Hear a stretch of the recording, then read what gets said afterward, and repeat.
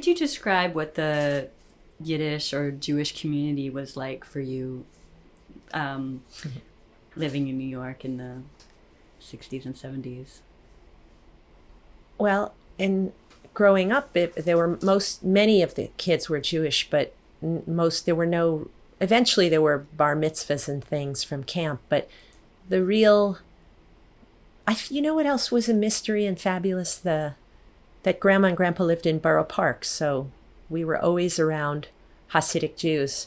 You know, I'm going to tell you what was really influential to me. We drive from Riverdale down the west side, and very often coming home. So we drive to Grandma's and we just go past all of the Hasidic Jews in, beautiful garb and fur hats. And it was like mysterious. But then we'd go home on the west side, and all the gay men would be out in the street in the early 70s, like thousands.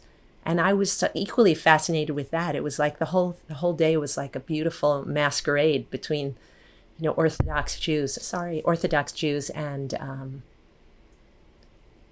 men, a sea of men under the West Side Highway in leather. And I was like, Mom, let's go down the West Side. I just visually and found it all so amazing. So I feel like that was very inspiring. If you could say that they're related, I don't even know how they're related. It's just utterly New York City that you can, in a scheme of 15 minutes, pass through cultures, congregating and doing things and wearing things. It's almost like probably that inspired my sense of fashion, which is very big in my work, in both my films and my art.